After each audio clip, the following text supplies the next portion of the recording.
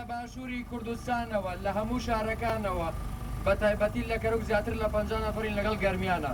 ئێمە ئامانجێماوەیە ئاشەرەف و ناموسی خۆمان کە خاکی پیرۆزی کوردستان لە ڕۆژاوە خاکی خۆمان بپارێزین لەبەرەوەی خاکی ئێمە پێش خوشک و دایکانمان شەرەفی ئێمە نەگەر ئێمە خاکمان ئازاد نەبێت خوشک و دایکی ئێمەش لە بەردەستی دژمنە هەبێت. ئێمە هەموو کات ئامادەین خوێنی خۆمان بە فیدای هەر پارچێکی کوردستان بکەین. ئێستا لە ڕۆژاوین بژی شەربانان بژی بەرخودانی ڕۆژاوە.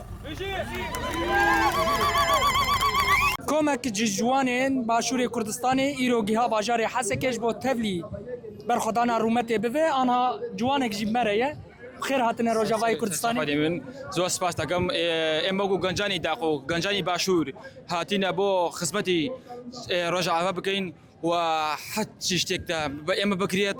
ئێمە دەتوانین لە خزمەتی هەموو چاپاچی کوردستان بین و ئینشاءالله و ئینشاءالله سەرکەوتن هەر بۆ خۆمان دەبێت و ئێمە گەنجانێکی دیکەش و بە ڕێگەوەتانە ئینشاءالله خەڵکی هەر باشوورێنە بۆ خزمەتی ڕۆژاوا و هەموو شوێنەکان من چ شتێک کە ئێمە پێویست ببێت و ئێمە ئامادەین چۆکی دوشمین دا بشکێنین و لە خزمەتی هەموو لایەکی ئینشاءالله سەرکەوتن ئینشاءالله هەر بۆ خۆمانە حەچی شتێک بە ئێمە بگرێت.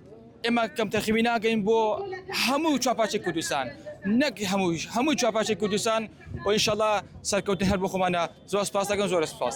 بانگاوە ji bo ciwanên Kurd li heçar perçê Kurdistanê berê xwe bidin vê derê.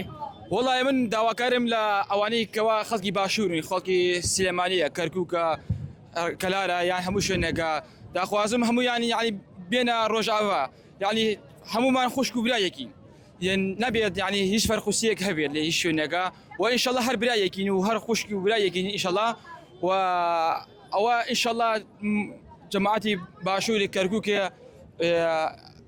لە ڕێگانە ئینشاءالله دەگەنە عێراقا و حەچی شتێک بە ئێمە بگرێت لە خزمەتان کەم تاریخی ناگەین سەر و سەرچاوان سپاس. دەلێبین.